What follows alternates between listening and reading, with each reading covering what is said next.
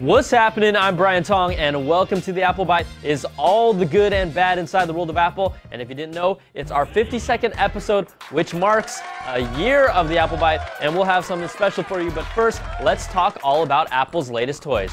Now, we told you they were coming, and the revamped iMac is now sporting a ridiculous-looking display, and they beefed up the guts inside. CNET's own senior editor Rich Brown shows us the goods. Now, this system here is the 27-inch model. There's also a 21.5-inch one for less. This goes for $1699, has a 3.06 gigahertz Intel Core 2 Duo chip, comes with 4 gigs of RAM, as well as a 256 megabyte ATI Radeon HD 5670 graphics chip, and a 1 terabyte hard drive. Most striking for this system, though, clearly is the screen. We know of no other all-in-one in this price range that has such a large display. The specs are 2560 by 1440, 16 by 9 aspect ratio. So there were rumors of a Blu-ray drive coming to the new iMacs. It's still just a straight DVD burner, although you do now get an SD slot. That's new for Apple. So the ports mostly look the same. You can see here, though, is the mini display port.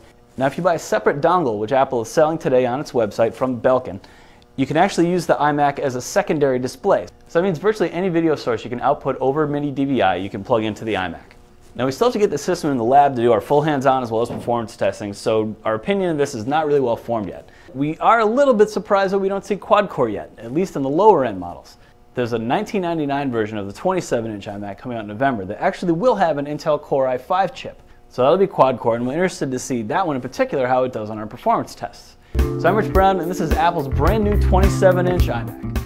I am loving the quad-core option, and with Apple specifically using a 16 by 9 screen, that thing was made for Blu-ray, but it was probably scrapped because it would have bumped up the price. You also have to wonder, how magical is that magic mouse? You know, you are talking to someone who knows a few tricks of his own. Now, I think it's intriguing. It does look a little flat, but do we really need to put multi-touch on everything? I haven't played with it yet, but it just seems a little weird to touch your mouse like that. You can also scroll a full 360 degrees to move within a document or folder. Okay, back to more news. Now, contrary to what I said, Apple also revamped the entry-level MacBook with an all-new body, an internal battery, LED backlit display, and their multi-touch trackpad, so now you're getting many of the same features as the Pro models with a $999 price point. The Mac Mini line also received a speed bump with double the RAM, but the new kid on the block is a Mac Mini server with a terabyte of storage for $999. And its must-have accessory, the Mini Mouse. Oh, hey everybody. Please tell me you guys didn't actually fall for that one. Wait, Brian, so you're telling me there's no Minnie Mouse? No. Oh, No. Man. Go away. Go. Yeah, go. Okay. And the biggest announcement that will affect you the most, Apple's remote is now aluminum. Whee! Okay. Now, we had an email about the new product launch. Azaz Patel writes, there is news that the new 27-inch iMac can be used as a monitor and attached to external devices like PS3, Blu-ray players, or DVD players. Can you guys help me find out how it can be done? Now, Azaz, everything I've read about says that you can only connect a new MacBook or the current MacBook Pros to use the iMac as a display with the mini DisplayPort connection. Now, you can send the video signal from the iMac out to other sources like a flat panel TV with the video adapter to HDMI or DVI, but at the moment, you can't connect anything like a PS3 or Xbox and use your iMac as your display. So if any of you Apple biters have heard anything different, let us know. Now, enough of the products, let's check out some of the quick bites. Apple announced their most profitable quarter ever for Q4 2009 with a net quarterly profit of $1.67 billion. Now, the rock stars were their back-to-school sales with record-breaking quarters for Macs and iPhones. Combine that with their recent product announcements for the upcoming holiday season, and Apple's stock hit an all-time high on Wednesday, topping $207 per share. Stockholders should be pretty happy. Now, if you haven't seen the ads yet, Verizon and Motorola are taking swings at AT&T and the iPhone.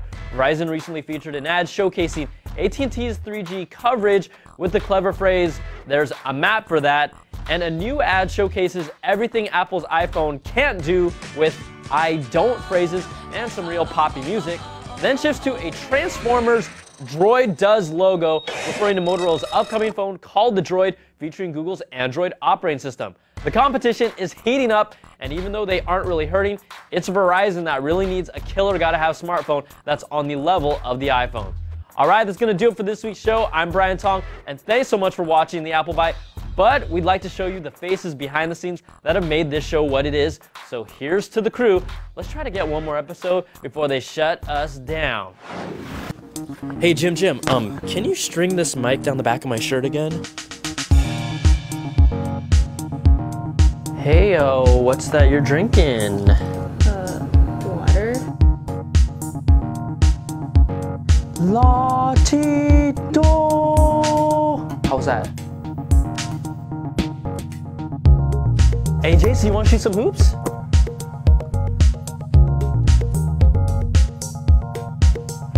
Dude, man, what are you listening to? Let me listen to some of that. All right, so just take your 2 fingers. I told you. Hey, you guys got that logo ready? Yeah, it's coming right up. Yeah, 10 more minutes. Hey, Charlie, how do I look?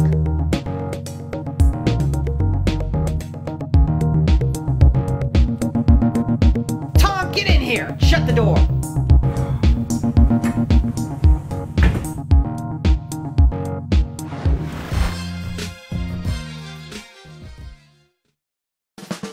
Watch all of your favorite live streaming CNET shows at CNET Live. You'll find a schedule of what's showing next, and you can chat live with the hosts and other listeners during the show. CNET Live at cnet.com/live.